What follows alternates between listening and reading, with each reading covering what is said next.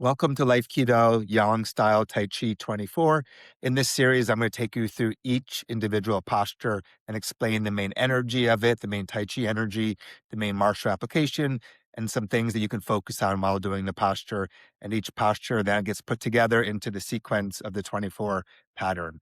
So as far as Tai Chi, they speak about 8 main energies, and there's 4 main energies of the 8 that we're going to focus on in this video. So overall, in Yang style Tai Chi, some people describe it as cotton covered steel. So the idea is that there's a lot of internal power and energy and force, and it's fluid. It's not rigid. So it has the power of steel, but with the softness of cotton or water. This idea of power and softness. In Tai Chi, the main energy in the Yang style throughout the whole form, it's called Peng. And it's just this fullness. So if you're inhaling and your body was slightly inflated from the inside, this energy, this power, that's Peng. And then as it releases and settles, there's like a natural compression, settling in. That's called on. So it's as if there was some people talk about it this way. If you picture a ball, a beach ball balancing in the water, and it has this fullness of air, inflation, it's pung. And then if you started compressing it under the water a little bit, this internal pressure of, it's not muscular pressing, it's just this sinking where the ball starts gradually going into the water and there's that sinking pressure. That's on. So throughout the form, we'll be using pong and on a lot. There's another energy called lu, which is yielding. And this is a big part of Tai Chi. So if force is coming toward you or me, instead of fighting the force, we're not just passively like checking out, we're yielding, we're blending with the force, enabling us to use the force in whatever way is appropriate, or letting the force just pass by us. So that one is called Lu.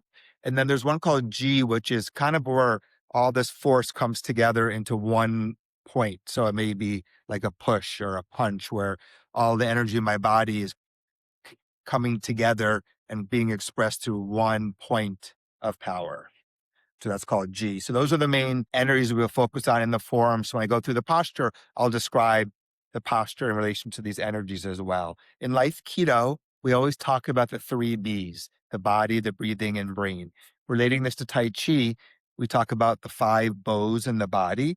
So one is your spine. You want to have a long spine, but it has that freedom of like a bow.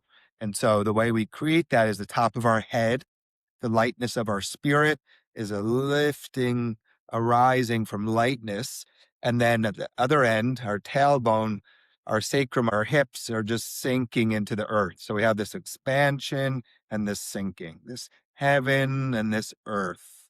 The tree expanding, the roots going into the earth. That's the spine bow.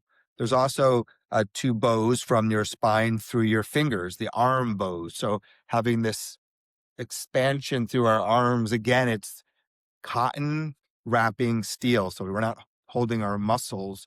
And in this bow, there's this freedom to expand and sink, like we've talked about. And then in your legs, they call this the gua. If it's open, there's a settling in the hips going through the feet into the earth. So a rooting. So we have the leg bows sinking, expanding. Our knees are not locked, but we're not loading our legs right now. So we have a sinking, a lengthening, and through the spine, through the fingers, a lengthening. So these are the bows. For our body, we want to have fullness, power, but not tension, this flow in our body. And then our breathing is really important. There's a natural rhythm to our breathing where we inhale, there's an expansion, and we exhale, there's a sinking.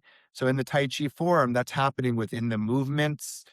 You'll feel it naturally as you get more comfortable with the form, but don't worry about it trying to make it perfectly with the movement. Just try to focus on continuous, smooth breathing and feel the expansion and the sinking.